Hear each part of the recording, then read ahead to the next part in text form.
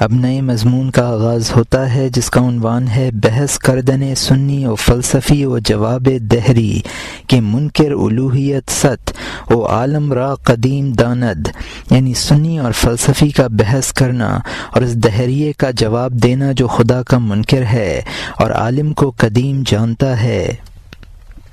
کل ایک شخص کہتا تھا عالم نو پیدا ہے، یہ آسمان فانی ہے اور اللہ تعالیٰ اس کا مالک ہے۔ فلسفی نے کہا تو نے اس کے نو پیدا ہونے کو کیسے جانا؟ بارشوں کو ابر کے حادث ہونے کا کیا علم؟ تو اس انقلاب کا ایک ذرہ بھی نہیں ہے، تو سورج کے پیدا ہونے کو کیا جانے؟ یہاں مترجم نے حاشیے میں لکھا ہے کہ سنی نے کہا کہ تمام عالم اللہ کی قدرت سے پیدا ہے، فلسفی نے کہا تو خود عالم کی پیداوار ہے، پیداوار کو اس کے بارے میں کیا علم ہو سکتا ہے جس سے وہ پیدا ہوئی ہے؟ بارش ابر سے پیدا ہوتی ہے، تو بارش ابر کے بارے میں کیا جان سکتی ہے؟ ذرہ کو آفتاب کے حادث ہونے کا کیا علم ہو سکتا ہے؟ اور یہاں حاشیہ ختم ہوتا ہے۔ وہ کیڑا جو غلاظت میں دفن ہے، وہ زمین کے انجام اور آغاز کو کیا جان سکتا ہے؟ تو نے یہ باپ سے تقلیداً سنا ہے، بے وقوفی سے اس میں پھنسا ہوا ہے، یہ بتا اس کے نو پیدا ہونے پر کیا دلیل ہے، ورنہ چپ ہو جا، زیادہ باتیں نہ بنا۔ اس نے کہا میں نے دیکھا اس گہرے سمندر میں ایک روز دو فریق بحث کر رہے تھے، لڑائی اور جھگڑے اور شور میں، اور اس ہنگامے میں ان دونوں پر مجمع ہو گیا تھا۔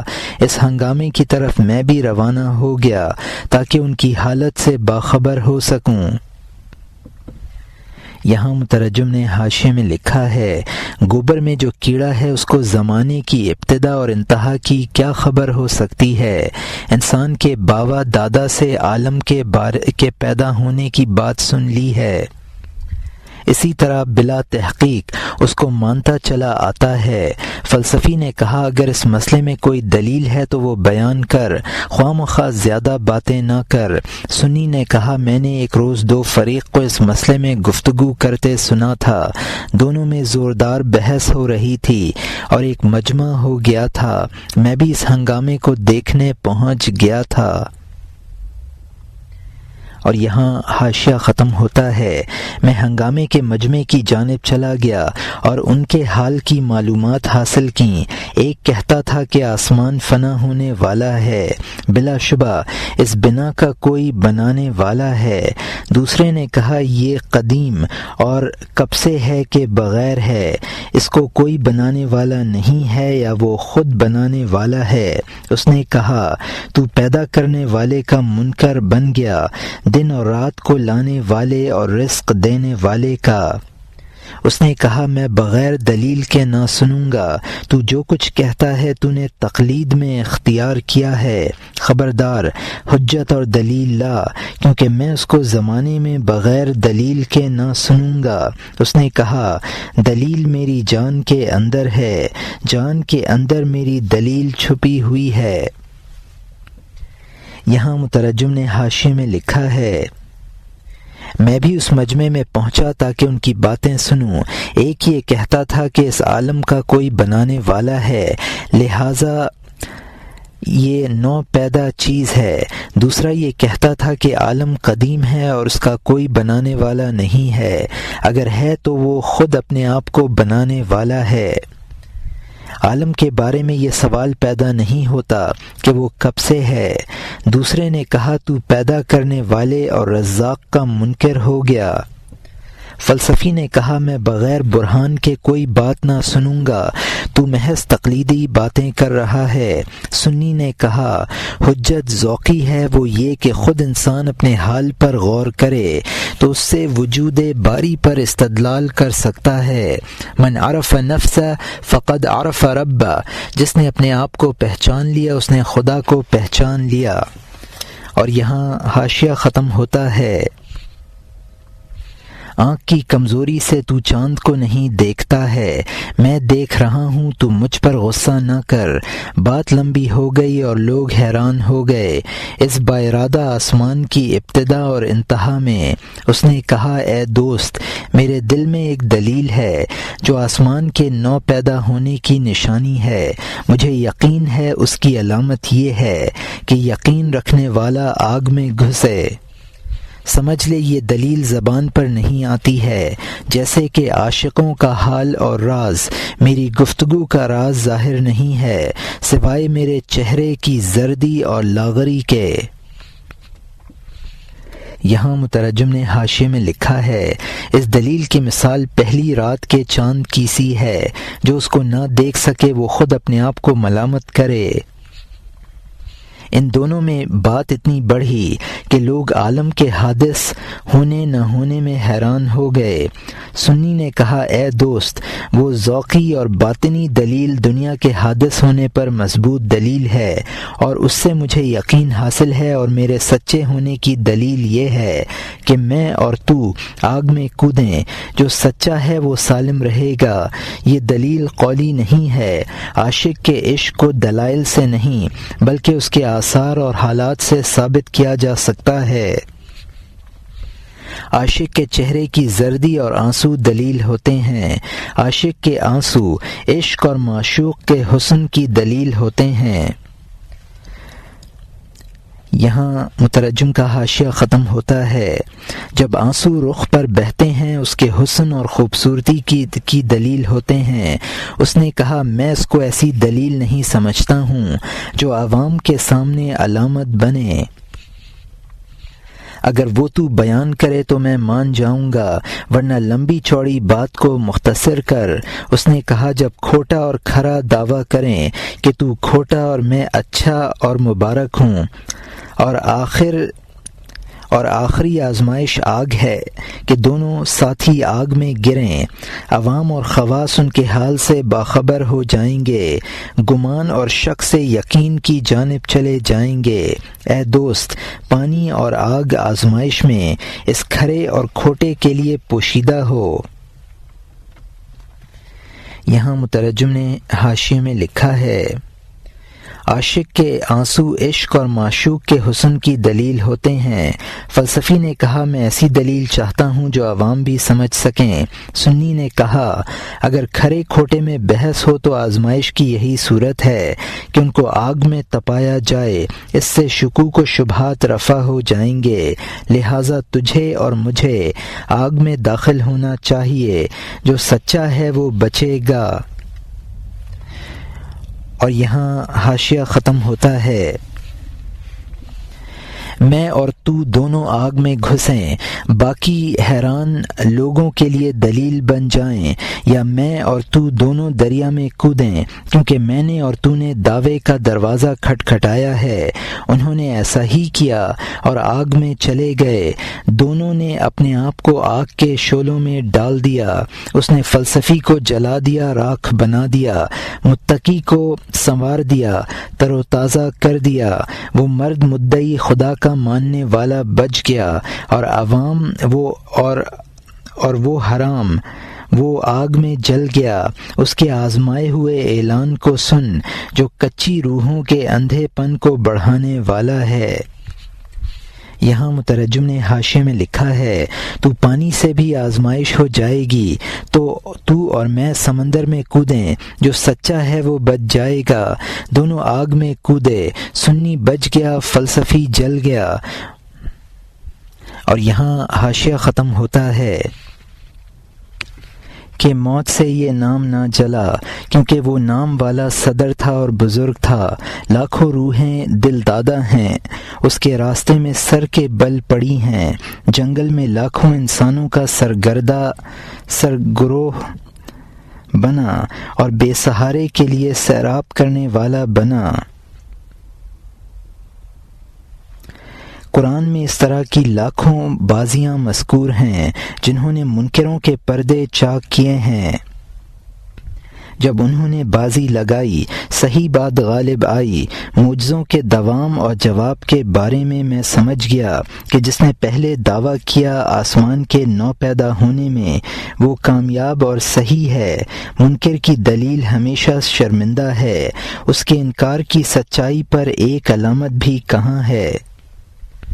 یہاں مترجم نے حاشیے میں لکھا ہے، نیکوں کا نام موت بھی نہیں مٹا سکتی، کیونکہ نام والا صدر اور بزرگ ہوتا ہے۔ ایسے بزرگوں کی لاکھوں روحیں دلدادہ ہوتی ہیں۔ غالباً حضور صلی اللہ علیہ وسلم کے اس معجزے کی طرف اشارہ ہے جس کا ذکر پہلے آ چکا ہے کہ پانی پلا کر بہت سے پیاسوں کی جان بچائی تھی۔ جب بھی مخالفین نے بازی لگائی تو انبیاء معجزوں کے ذریعے جیتے ہیں۔ ان دلائل سے میں یہ سمجھا کہ عالم کو نو پیدا کرنے والا سچا ہے۔ اور یہاں حاشیہ ختم ہوتا ہے۔ منکروں کی تعریف میں ایک منارہ بھی دنیا میں کہاں ہے تاکہ بات واضح ہو، کوئی ممبر کہاں ہے کہ اس پر کوئی خبر دینے والا منکر کے زمانے کو یاد کرے۔ دینار اور درہم کا رخ ان کے نام سے قیامت تک حق کا نشان دے گا۔ بادشاہوں کا سکہ بدل جاتا ہے، احمد کے سکے کو قیامت تک دیکھ۔ چاندی پر یا سونے پر سکے پر کسی منکر کا نام تھا، دنیا میں چاندی اور سونے پر منکروں کے نام کا سکہ دکھا۔ خود اس سورج جیسے معجزے کو لے جو 100 زبانوں والا ہے اور اس کا نام قرآن ہے، کسی کی مجال نہیں کہ اس میں سے ایک حرف چرائے یا درمیان میں بڑھائے۔ غالب کا دوست بن تاکہ تو بھی غالب بن جائے، خبردار اے گمراہ مغلوبوں کا یار نہ بن۔ منکر کی دلیل یہ ہوئی کہ میں اس ظاہر کے سوا اپنا وطن نہیں دیکھتا ہوں۔ اس نے نہ سوچا کہ جہاں کہیں ظاہر ہے وہ پوشیدہ حکمتوں سے آگاہ کرنے والا ہے۔ ہر ظاہر کا فائدہ خود پوشیدہ ہے، جس طرح دواؤں کا فائدہ پوشیدہ ہے۔ زمانے میں یہ فرق اللہ تعالی نے رکھا ہے تاکہ اہل عرفان دنیا میں سمجھ لیں۔ یہاں مترجم نے حاشیے میں لکھا ہے، وہ بلند جگہ جہاں علامت کے لیے آگ روشن کر دیتے ہیں اس کو منارہ کہتے ہیں۔ سکوں پر انبیاء کا نام ان کی سچائی کا نشان ہے۔ اگر سکوں پر نام قائم رہنے کے معاملے میں شکوک و شبہات ہیں، حضور صلی اللہ علیہ وسلم کا معجزہ قرآن ہے، اس کو دیکھ لے۔ قرآن میں ایک حرف کی بھی کمی زیادتی ممکن نہ ہو سکی۔ منکر کی سب سے بڑی دلیل یہ ہوئی کہ ظاہر عالم بتاتا ہے کہ وہ خود پیدا ہو گیا ہے، پیدا کرنے والا کہیں ظاہر نہیں ہے۔ دلیل کی کمزوری یہ ہے کہ ظاہر کو سب کچھ سمجھ لیا گیا، حالانکہ ظاہر باطن کی خاطر پیدا کیا جاتا ہے۔ ظاہر مقصد نہیں ہے بلکہ ظاہر سے مقصود بھی باطن ہے۔ دوا کا فائدہ دوا میں چھپا ہوا ہے اور وہ مقصود ہے۔ اور یہاں حاشیہ ختم ہوتا ہے۔ گدھ کی عمر 3500 سال ہے، کبوتر کو اس سے کیا ہاتھ آیا؟ لاکھوں کبوتر مرتے ہیں، گدھ کی موت کو نہیں دیکھ سکتے ہیں۔ سب یقین کرتے ہیں کہ گدھ باقی ہے، نہیں، انہوں نے غلطی کی، ایک ذات باقی ہے۔ وہ چونکہ اپنی نادانی سے ظاہر بھی بنے، اندھے پن سے نہ آگاہ دیکھتے ہیں نہ پیچھا، دنیا میں ایک بال بھی باقی نہ رہے گا۔ کل شیء ہالک الا وجہ، یعنی سوائے اس کی ذات کے ہر چیز فنا ہونے والی ہے۔ اس نے جو کچھ پیدا کیا کسی حکمت کے لیے ہے، اس کے باطن کو دیکھ، ظاہر پر نہ ٹھہر۔ یہاں مترجم نے حاشیے میں لکھا ہے، مشہور ہے کہ گدھ کی عمر 3500 سال کی ہوتی ہے، یعنی اپنی عمر کی کوتاہی اور گدھ کی طویل عمر ہونے کی وجہ سے اس کو قدیم مان لیتا ہے۔ سب کبوتر گدھ کو ہمیشہ رہنے والا سمجھتے ہیں، حالانکہ باقی صرف خدا کی ذات ہے۔ دنیا کی ہر چیز فانی ہے، بس باقی ذات خداوندی ہے۔ اللہ تعالیٰ نے جو چیز بھی پیدا کی کسی پوشیدہ حکمت کی وجہ سے کی ہے۔ کوئی مصور تصویر برائے تصویر نہیں بناتا ہے، لیکن اس میں کوئی پوشیدہ مقصود ہوتا ہے۔ یہاں مترجم کا حاشیہ ختم ہوتا ہے۔ اب نئے مضمون کا آغاز ہوتا ہے جس کا عنوان ہے تفسیر آیت کریمہ ما خلقنا السماوات والارض وما بینہما الا بالحق۔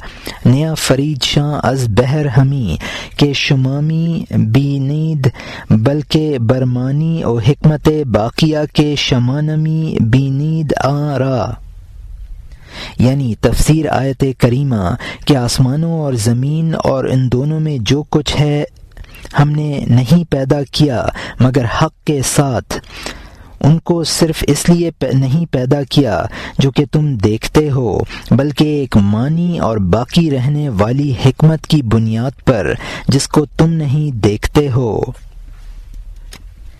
کوئی مصور عمدہ تصویر بناتا ہے نفع کی امید کے بغیر، محض تصویر کے لیے، بلکہ مہمانوں اور بڑوں کے لیے، تاکہ مسرت کی وجہ سے غموں سے نجات پائیں، بچوں کی خوشی یا دوستوں کی یاد کے لیے، گزرے ہوئے دوستوں کو ان کی تصویر سے۔ کوئی کمہار جلد سکورا بناتا ہے، محض سکورے کے لیے نہ کہ پانی کے لیے۔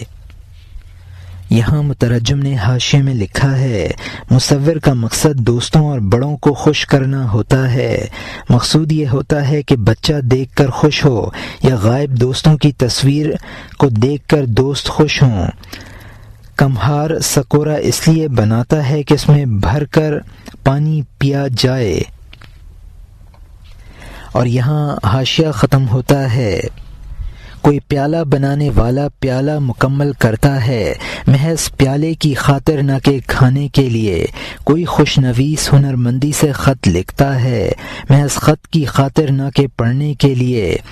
ظاہر نقش پوشیدہ نقش کے لیے ہے، وہ کسی دوسرے غائب کے لیے بنا ہے۔ تیسرے چوتھے 10ویں تک شمار کر لے ان فوائد کو نظر کے انداز کے مطابق۔ یہاں مترجم نے حاشیے میں لکھا ہے پیالہ اس لیے بنایا جاتا ہے کہ اس میں رکھ کر کھانا کھایا جائے۔ خطاط خطاطی کا کمال اس لیے دکھاتا ہے کہ اس کو لوگ شوق سے پڑھیں۔ نقش ظاہر معنی پر دلالت کرتا ہے، وہ معنی کسی اور مقصد پر دلالت کرتے ہیں۔ اسی طرح دنیا میں سلسلہ قائم ہے اور عقل کے مطابق لوگ ادراک کرتے ہیں۔ اور یہاں حاشیہ ختم ہوتا ہے۔ اے بیٹا شطرنج کی بازیوں کی طرح ہر چال کا فائدہ دوسری چال میں دیکھ، اس نے اس کے لیے پوشیدہ چال چلی، وہ اس کے لیے اور وہ فلاں کے لیے۔ اسی طرح غرضوں میں غرضیں پے در پے یہاں تک کہ تو بازی جیت لے۔ یہاں مترجم نے حاشیے میں لکھا ہے شطرنج میں جو چال چلی جاتی ہے اس میں مقصود یہی چال نہیں ہوتی ہے، بلکہ اس کی بنیاد پر جو اگلی چال چلنی ہے وہ مقصود ہوتی ہے۔ آخر تک کی چالیں پیش نظر رکھ کر چال چلی جاتی ہے، اسی سے انسان بازی جیت لیتا ہے۔ اور یہاں حاشیہ ختم ہوتا ہے۔ پہلی چال دوسری کے لیے ایسی ہے جیسا کہ سیڑھی کے درجوں پر چڑھنا۔ دوسری کو تیسری کے لیے یقیناً سمجھ لے تاکہ تو سیڑھی بسیڑھی بالا خانہ تک پہنچ جائے۔ کھانے کی خواہش منی کے لیے ہے اور منی نسل اور روشنی کے لیے ہے۔ ناقص نظر اس کے سوا نہیں دیکھتی ہے، اس کی عقل زمین کی گھاس کی طرح ساکن ہے۔ گھاس کا کیا بلایا ہوا کیا نہ بلایا ہوا، اس کا پاؤں مٹی میں پھنسا ہے۔ یہاں مترجم نے حاشیے میں لکھا ہے پہلی چال دوسری چال کے لیے اس طریقے سے ذریعہ ہے جیسے سیڑھی کے ڈنڈے پہلا ڈنڈا دوسرے ڈنڈے کا ذریعہ اور دوسرا تیسرا اور تیسرے چوتھے ڈنڈے کے لیے واسطہ ہے۔ کھانے کی خواہش ہوتی ہے، وہ ذریعہ بنتی ہے منی کے تولید کا، اور منی کی تولید سبب بنتی ہے نسل کی بقا کا۔ جو شخص کوتاہ نظر ہے وہ سمجھتا ہے کہ کھانے کا مقصد صرف کھانا ہے اور کچھ نہیں ہے۔ ایسا کوتاہ نظر انسان گھاس کی طرح اپنی جگہ جمع ہوا ہے۔ اس کے نزدیک مقصود اور غیر مقصود میں کوئی امتیاز نہیں ہے۔ زمین کی گھاس کو ہلانا، بلانا اور نہ بلانا یکساں ہے۔ وہ کبھی نہیں چل سکتی ہے، اس کے پاؤں مٹی میں پھنسے ہیں۔ اور یہاں حاشیہ ختم ہوتا ہے۔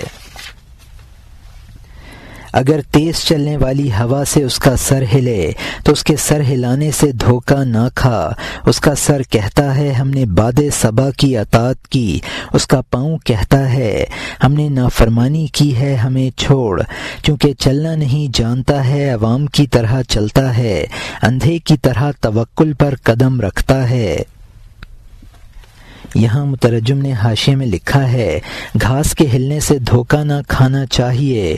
وہ کھڑی کھڑی سر ہلا رہی ہے، باد صبا کی دعوت پر اس کا سر لبیک کہتا ہے، اس کا پاؤں نافرمانی کرتا ہے۔ اس کو آفاق اور انفس کی سیر حاصل نہیں ہے، وہ غائبانہ باتیں کرتا ہے اور بغیر دیکھے اندھوں کی طرح قدم بڑھاتا ہے اور توکل کا سہارا پکڑتا ہے۔ اور یہاں حاشیہ ختم ہوتا ہے۔ جنگ میں توکل سے کیا حاصل ہوتا ہے؟ جیسا کہ چوسر بازار کا توکل کرنا، وہ نگاہیں جو ٹھٹری ہوئی نہیں ہیں، وہی چلنے والی پردہ چاک کرنے والی ہیں۔ جو کچھ 10 سال میں آئے گا وہ اس وقت اپنی آنکھ سے دیکھ لیتا ہے۔ اس طرح ہر شخص نظر کے اندازے کے مطابق غائب اور آنے والے خیر و شر کو دیکھ لیتا ہے۔ چونکہ آگے کی آڑ اور پیچھے کی آڑ نہیں رہی، وہ گزر جانے والی آنکھ بن گیا اور اس نے غیب کی تختی پڑھ لی۔ جب اس نے پیچھے نظر کی وجود کی ابتدا تک، وجود کا آخر اور آغاز رونما ہو گیا۔ خدا کے ساتھ ملکیتوں اور زمین کی بحث ہمارے ابا جان کو خلیفہ بنانے میں اس نے جب نگاہ آگے ڈالی تو دیکھ لیا ہر اس چیز کو جو حشر تک رونما ہوگی، پس وہ پیچھے کی جانب اصل کی اصل تک دیکھتا ہے، سامنے کی جانب قیامت تک واضح طور پر دیکھ لیتا ہے۔ ہر شخص دل کے روشن ہونے کے اندازے سے ثقل کے بقدر غیب کو دیکھتا ہے۔ یہاں مترجم نے حاشیے میں لکھا ہے اسباب کو ترک کر کے توکل اختیار کرنا غلط ہے۔ میدان جنگ اور شطرنج کی بازی میں جب تک اچھی چالیں نہ چلے گا کام نہ بنے گا۔ اولیاء کی نظریں جو ٹھٹری ہوئی نہیں ہیں، وہ آفاق اور انفس کی سیر کرتی ہیں اور پردوں کو چاک کر دیتی ہیں۔ 10 سال میں جو ہونے والے واقعات کو عالم مثال میں دیکھ لیتی ہیں، ان کے آگے پیچھے کی رکاوٹیں ختم ہو جاتی ہیں اور ان کی نظر میں لوح غیب سے ہونے والے واقعات پڑھ لیتی ہیں۔ ان بزرگوں کی نظریں ابتدائے آفرینش کو بھی دیکھ لیتی ہیں۔ ازل میں حضرت آدم کو خلیفہ بنانے کے بارے میں ملائک نے جو گفتگو کی اس کو یہ سن لیتے ہیں۔ ابد تک جو واقعات ہونے والے ہیں ان کو بھی یہ دیکھ لیتے ہیں۔ غرض کے ازل اور ابد ان کی نگاہوں کے سامنے ہوتا ہے اور ان کا علم اگرچہ علم خداوندی کی طرح محیط نہیں ہوتا، لیکن حضرت حق ان کو بہت سی چیزوں کا علم عطا فرما دیتا ہے۔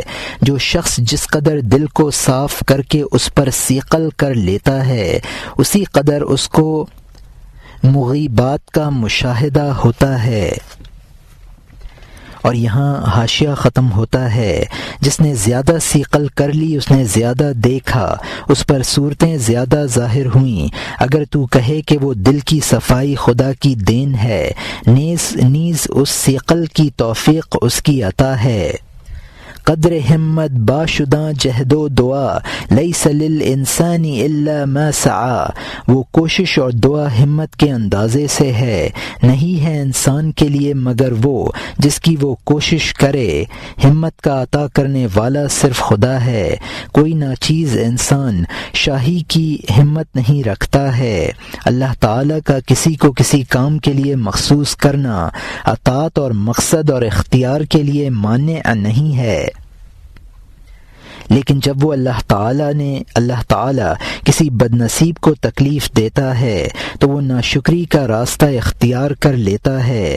جب اللہ کسی نیک بخت کو تکلیف دیتا ہے وہ زیادہ نزدیک پڑاؤ کرتا ہے۔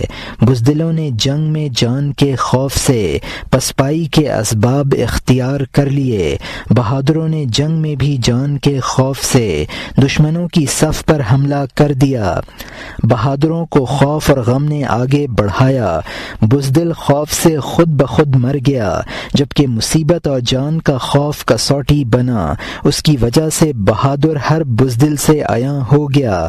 خلاصہ یہ ہے کہ جو شیطانی وسوسے سے ہر جانب سے جدا ہو گیا اس کو قضائے خداوندی سے قضا کی جانب بھاگنا چاہیے۔ یہاں مترجم نے حاشیے میں لکھا ہے، اگر تو یہ خیال کرے کہ دل کی صفائی محض عطیہ خداوندی ہے، انسان کی کوشش کو اس میں کوئی دخل نہیں ہے، تو یہ غلطی ہے۔ انسان کوشش کرتا ہے تو دریائے رحمت جوش میں آ کر عطیہ کر دیتا ہے۔ انسان کی کوشش اور دعا بقدر ہمت ہے اور ہمت دینے والا بھی خدا ہے، ورنہ ناچیز انسان عرفان کائنات کا ارادہ نہیں کر سکتا۔ تقدیر اختیار کے منافی نہیں ہے، تقدیر کے ساتھ اختیار باقی ہے۔ بدبخت اس اختیار کو غلط استعمال کرتا ہے اور مصیبت آنے پر کفر کا راستہ اختیار کرتا ہے۔ نیک بخت اس مصیبت پر آہوزاری کے ذریعے اور قرب حاصل کر لیتا ہے۔ جنگ کے آثار بہادر اور بزدل پر مختلف مرتب ہوتے ہیں اور اس کے اختیار ہی کی بنیاد پر ہیں۔ بہادروں کے لیے خوف پیش قدمی کا سبب بنتا ہے اور بزدل خوف سے خود بخود مر جاتا ہے۔ جان کا خوف بہادر اور بزدلی کی کسوٹی ہے۔ خلاصہ یہ ہے کہ انسان کو اپنے تمام مقاصد میں شیطانی وسوسوں سے بچ کر قضائے الہی سے قضائے الہی کی طرف بھاگنا چاہیے۔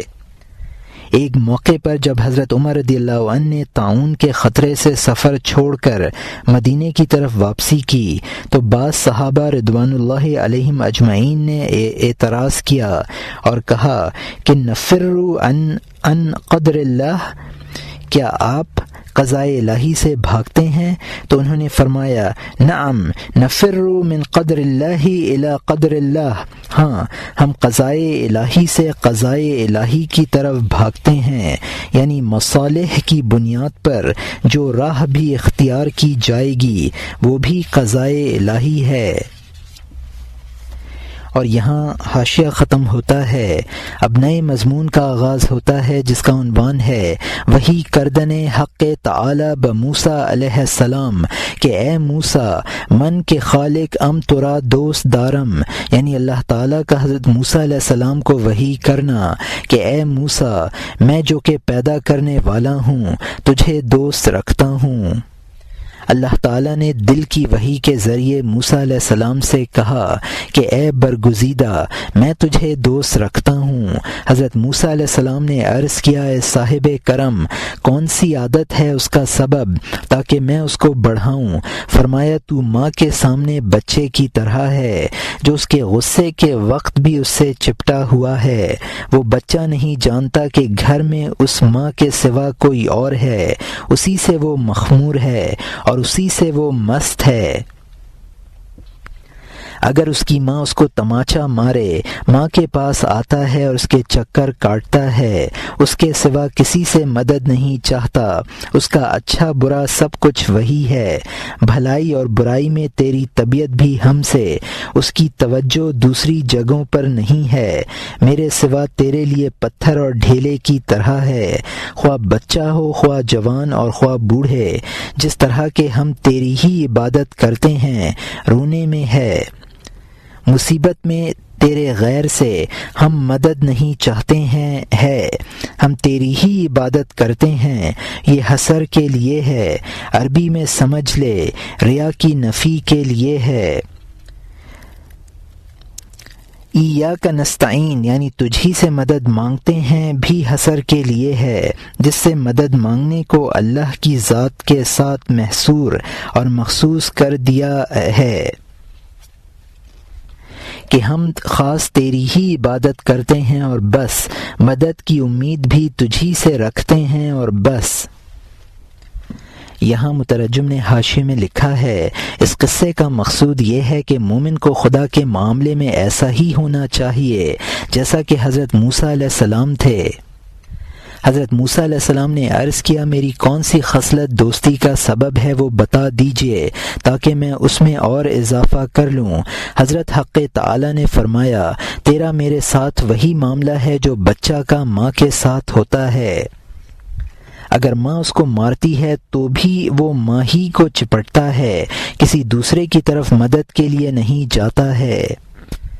حضرت حق نے حضرت موسیٰ علیہ السلام سے فرمایا، تیرا مزاج بھی یہی ہے کہ ہماری جانب سے خیر ہو یا بظاہر شر، تو میرے ہی طرف متوجہ ہوتا ہے، کسی دوسری جانب توجہ نہیں کرتا ہے، میرے سوا تیرے لیے ناقابل التفات ہے، خواہ بچہ ہو یا جوان یا بوڑھا۔ ایاک نعبد یعنی ہم تیری ہی عبادت کرتے ہیں، عربی زبان میں عبادت کو اللہ تعالیٰ کے لیے منحصر کرنے کے لیے ہے، لیکن دوسرے کی عبادت کرنا تو درکنار، ہم عبادت میں ریاکاری کو بھی گوارا نہیں کرتے ہیں۔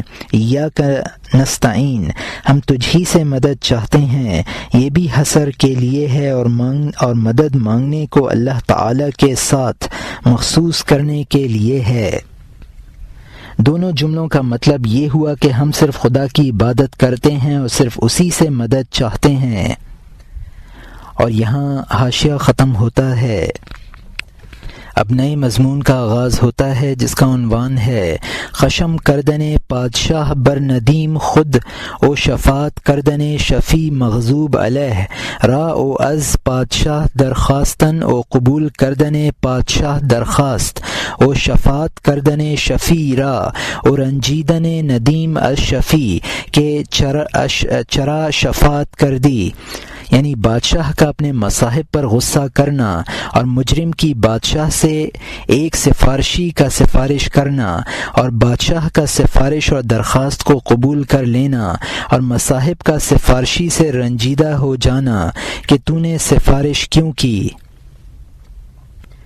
ایک بادشاہ نے ایک مصاحب پر عتاب کیا، چاہا کہ اس میں سے دھواں اور گرد نکالے، بادشاہ نے نیام سے تلوار نکال لی تاکہ اس خلاف کی سزا میں اس کو مارے، کسی کی جرت نہ تھی کہ دم مارے یا کوئی سفارشی سفارش پر آمادہ ہو سوائے عماد الملک نام والے کے جو خواص میں تھا اور حضرت مصطفیٰ صلی اللہ علیہ وسلم کی طرح سفارش میں مخصوص تھا۔ وہ اٹھا اور فوراً سجدے میں گر گیا، بادشاہ نے فوراً غصے کی تلوار ہاتھ سے رکھ دی۔ اس بادشاہ نے کہا، اگر وہ شیطان بھی ہے تو میں نے اس کو معاف کر دیا، اگرچہ اس نے شیطنت کی میں نے اس کی پردہ پوشی کر دی، چونکہ تیرا قدم بیچ میں آ گیا ہے، میں راضی ہوں اگر مجرم نے سینکڑوں نقصان کیے ہیں، میں لاکھوں غصوں کو پی سکتا ہوں، کیونکہ تیری بزرگی اور رتبہ ایسا ہے، تیری خوشامد کو میں رد نہیں کر سکتا ہوں، کیونکہ تیری خوشامد خود میری خوشامد ہے۔ یہاں مترجم نے حاشیے میں لکھا ہے کہ بادشاہ کے سامنے کسی کی ہمت نہ تھی کہ اس قصے کا خلاصہ یہ ہے کہ مصاحب کی عماد الملک نے شاہ کے معاملے میں جو مدد کی وہ اس مصاحب کو ناگوار گزری۔ یہی حالت ایک مومن کی خدا کے معاملے میں ہونی چاہیے، یعنی اس کام کی سزا جو مصاحب نے شاہ کی مرضی کے خلاف کیا تھا، بادشاہ کے سامنے کسی کی ہمت نہ تھی کہ اس مصاحب کی سفارش کرے۔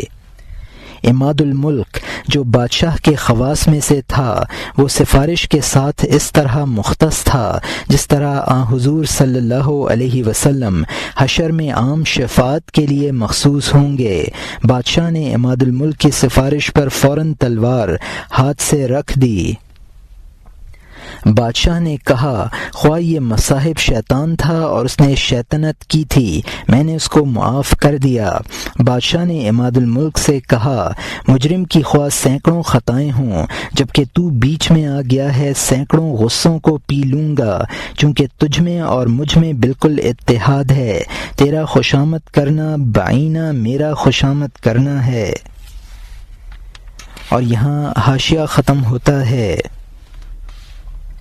خواہ زمین و آسمان تہو بالا ہو جاتے، یہ شخص سزا سے نہ بچ سکتا۔ اگر ذرہ ذرہ خوشامدی بنتا، وہ تلوار سے اس وقت سر نہ بچا سکتا۔ اے شریف، میں تجھ پر احسان نہیں جتاتا ہوں، ہاں اے مصاحب، یہ تیری عزت کی تشریح ہے، یہ سفارش تو نے نہیں کی، یقیناً میں نے کی ہے، اے وہ کہ تیری صفات ہماری صفات میں مدغم ہو گئی ہیں۔ تو اس سفارش میں مستعمل ہوا ہے، تو کہ کرنے والا نہیں ہے، کیونکہ تو میرا محمول ہے نہ کہ حاصل۔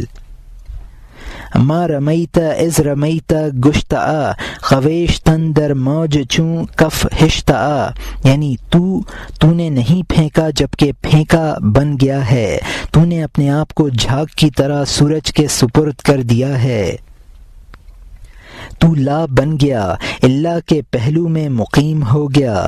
تعجب ہے کہ تو قیدی بھی ہے اور حاکم بھی، جو تو نے دیا تو نے نہیں دیا، بادشاہ نے دیا ہے، بس وہی ہے اور خدا بھلائی کو زیادہ جانتا ہے۔ وہ مصاحب ہلاکت اور مصیبت سے چھوٹ کر اس سفارش سے ناراض ہو گیا اور دوستی سے منحرف ہو گیا، اس مخلص سے بالکل دوستی توڑ دی، دیوار کی طرف کو منہ کر لیا تاکہ وہ سلام نہ کرے، اپنے اس سفارشی سے بیگانہ بن گیا۔ اس عجیب بات سے لوگ چہمگوئیوں میں لگ گئے۔ یہاں مترجم نے حاشیے میں لکھا ہے اگر تو سفارش نہ کرتا تو خواہ زمین و آسمان تہو بالا ہو جاتے، میں کبھی معاف نہ کرتا۔ بادشاہ نے کہا کہ یہ میرا بیان تجھ پر احسان رکھنے کے لیے نہیں بلکہ تیرے مرتبہ اور عزت کی تشریح ہے۔ یہ سفارش تو نے نہیں کی بلکہ میں نے کی ہے، کیونکہ تو اپنی صفات اور خواہشات کو میری صفات اور خواہشات میں فنا کر چکا ہے۔ اس صورت میں تجھ پر احسان جتانے کے کوئی معنی نہیں ہے، جبکہ اصل سفارش میری جانب سے ہے۔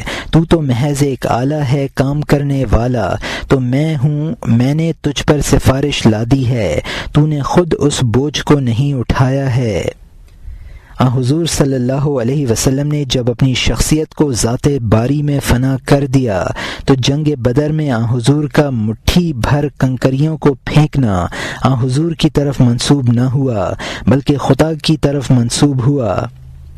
اسی طرح جب تو اپنی صفات کو میری صفات میں گم کر چکا ہے تو سفارش کرنا تیری طرف منسوب نہ ہوگا۔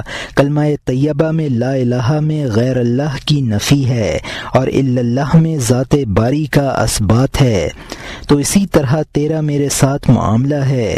تو غیر کا انکار کر چکا ہے اور مجھ میں فنا ہو چکا ہے، لہٰذا تو بھی فانی ہے اور باقی بھی، تو فانی بھی ہے اور باقی بھی، اور تو محکوم بھی ہے اور حاکم بھی۔ وجود حقیقی صرف شاہ کا ہے، تو تیرا دینا صرف تیری طرف منسوب نہ ہوگا، شاہ کی طرف منسوب ہوگا۔ عماد الملک کی سفارش سے نجات پا جانے کے بعد وہ مصاحب عماد الملک سے ناراض ہو گیا۔ جب وہ مصاحب عماد الملک سے ناراض ہو گیا تو لوگوں نے طرح طرح کی باتیں کہنی شروع کر دیں۔ کوئی اس کو پاگل کہتا، کوئی اس کی تحسین کرتا، اور لوگ کہتے ہیں کہ ایسے محسن کو تو خاک پا بن جانا چاہیے، نہ کہ ناراض ہونا۔ اور یہاں حاشیہ ختم ہوتا ہے۔ اگر وہ پاگل نہیں ہے تو اس نے دوستی کیوں توڑی ایسے شخص سے جس نے اس کی جان دوبارہ خریدی؟ اس وقت اس نے اس کو گردن کٹنے سے بچا لیا، اس کو تو اس کے پاؤں کے جوتے کی خاک ہو جانا چاہیے۔ اس نے الٹی چال چلی اور بیزاری اختیار کر لی، ایسے دوست سے کینہ وری شروع کر دی۔ یہاں مترجم نے حاشیے میں لکھا ہے، ایک ناصح نے کہا ایسی بھلائی کرنے والے سے تو کیوں خفا ہو گیا؟ اس نے تجھے قتل سے بچایا ہے۔ ایسا محسن اگر ظلم بھی کرے تو اس کو برداشت کرنا چاہیے، نہ کہ اس کی بھلائی سے ناراض ہونا چاہیے۔ اس مصاحب نے کہا، میری جان تو شاہ کے لیے تھی، یہ بیچ میں آ کر بچانے والا کون تھا؟ اور یہاں حاشیہ ختم ہوتا ہے۔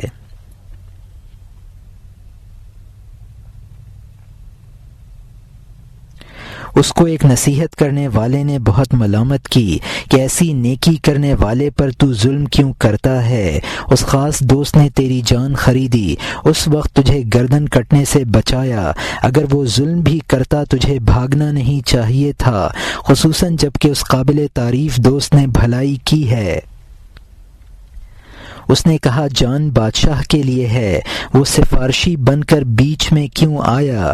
لی مع اللہ وقت بود آندم مرا لا یسا فیہ نبی مجتبی، یعنی اس وقت مجھے لی مع اللہ وقت کا مقام حاصل تھا جس میں کسی منتخب نبی کی بھی گنجائش نہیں ہے۔ میں بادشاہ کے رحم کے علاوہ کسی کے رحم کا خواہاں نہیں ہوں، میں اس بادشاہ کے علاوہ کسی کی پناہ کا خواہاں نہیں ہوں۔ بادشاہ کے غیر کی میں نے اس لیے نفی کی ہے کیونکہ میں نے بادشاہ سے دوستی کر لی ہے۔ اگر وہ شاہ اپنے غصے سے میرا سر قلم کرے گا، شاہ مجھے دوسری 60 جانیں عطا کر دے گا۔ میرا کام سر دے دینا اور اپنائیت چھوڑنا ہے، ہمارے شہنشاہ کا کام سر عطا کرنا ہے۔ وہ سر قابل فخر ہے جس کو شاہ کا ہاتھ کاٹے، وہ سر باعث ذلت ہے جو اس کے غیر کے آگے جھکے۔ یہاں مترجم نے حاشیے میں لکھا ہے، حضور صلی اللہ علیہ وسلم نے فرمایا ہے، لی مع اللہ وقت لا یسعنی فیہ ملک مقرب ولا نبی مرسل، میرے لیے خدا کے ساتھ وہ وقت بھی ہوتا ہے جس میں نہ کسی مقرب فرشتے کی گنجائش ہوتی ہے نہ کسی مرسل نبی کی۔ اس مصاحب نے کہا کہ مجھے شاہ وقت سے ایسا قرب حاصل تھا جیسا کہ حضور کو جناب باری سے حاصل ہوتا تھا، لہذا عماد الملک کی اس میں گنجائش کہاں تھی؟ میں نے شاہ کے علاوہ سب کی نفی کر دی ہے اور صرف اس کی دوستی پر بھروسہ کر لیا ہے۔ اب اس کو اختیار ہے میرے ساتھ جو چاہے معاملہ کرے، میں اس کی رضا پر راضی ہوں۔ جو سر شاہ کے ہاتھ سے کٹ جائے وہ باعث فخر ہے، اور جو سر دوسروں کے سامنے جھکے وہ باعث ذلت ہے۔ اور یہاں حاشیہ ختم ہوتا ہے۔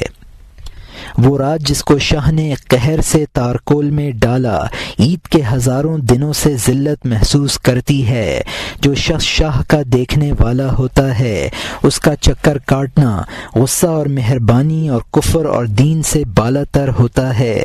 اس کو دنیا میں کوئی عبارت بیان نہیں کر سکتی ہے کیونکہ وہ پوشیدہ ہے، پوشیدہ ہے، پوشیدہ، اس لیے کہ یہ اسماء اور اچھے الفاظ انسان کے جسم سے نکلے ہیں۔ علم الاسماء آدم علیہ السلام کا امام تھا لیکن عین اور لام کے لباس میں نہ تھا۔ جب اس نے پانی اور مٹی کی سر پر ٹوپی رکھی وہ روحانی اسماء کالے پڑ گئے کیونکہ ان اسماء نے حروف اور آواز کا نقاب اوڑھا تاکہ پانی اور مٹی پر معنی واضح ہو جائیں۔ اس نے اگرچہ مجھے بادشاہ کے غصے سے چھڑایا لیکن واقعتاً شاہ چھٹکارے کی جگہ بنا۔ گفتگو اگرچہ ایک حیثیت سے حقیقت کو ظاہر کرنے والی ہے لیکن 10 دوسری حیثیتوں سے چھپانے والی ہے۔ یہاں مترجم نے حاشیے میں لکھا ہے، جس رات کو شاہ کے غصے نے کالا کیا ہو وہ عید کے ہزاروں دنوں سے افضل ہے۔ جس کو مشاہدہ حق حاصل ہے اور وہ ذات حق کا طواف کرتا ہے اس کے لیے قہر و لطف میں یکساں لذت ہوتی ہے اور وہ کفر اور اس کی سزا سے بالا تر ہوتا ہے۔ یعنی کفر کی سزا، یا یوم الدین یعنی یوم حشر کا غم، اس مقام مشاہدہ کو کسی عبارت کے ذریعے تعبیر نہیں کیا جا سکتا، کیونکہ وہ نہایت مخفی ہے۔ عبارتیں اس کی تعبیر سے قاصر ہیں۔ جس میں انسانی مادی الفاظ روح کے اعلیٰ مقام کی تعبیرات سے قاصر ہیں۔ علم الاسماء، اگرچہ اسماء اور الفاظ کی تعلیم من جانب اللہ اور حضرت آدم کو سکھائے گئے تھے، لیکن وہ اسماء اس مادی حروف تہجی سے نہ بنے تھے۔ جب ان غیر مادی اسماء نے مادہ کا لباس پہنا تو ان کی روحانیت ختم ہو گئی اور ان میں سیاہی پیدا ہو گئی۔ ان اسماء کو مادی لباس اس لیے پہنا دیا گیا تاکہ مادی انسان ان کے معانی سمجھ سکیں۔ اس مصاحب نے کہا، اگرچہ عماد الملک نے بظاہر مجھے بادشاہ کے غصے سے نجات دلائی، لیکن میری اصل گریزگاہ خود شاہ ہے، لہٰذا میں اس کا ممنون احسان نہیں ہوں۔ مصاحب نے کہا کہ میں اپنا اصل مقصود الفاظ سے نہیں سمجھا سکتا۔ الفاظ اگرچہ ایک حیثیت سے مقصد کو واضح کرتے ہیں، لیکن 10 حیثیتوں سے اس میں اور ایہام پیدا کر دیتے ہیں اور ابہام پیدا کر دیتے ہیں۔ مصاحب نے کہا، میرا اور بادشاہ کا وہی معاملہ تھا جو حضرت ابراہیم خلیل اللہ کا اللہ تعالی سے، جس طرح خلیل اللہ علیہ السلام نے حضرت جبرائیل علیہ السلام کی مدد کو پسند نہ کیا، مجھے بھی عماد الملک کی مدد پسند نہ آئی۔ اور یہاں حاشیہ ختم ہوتا ہے۔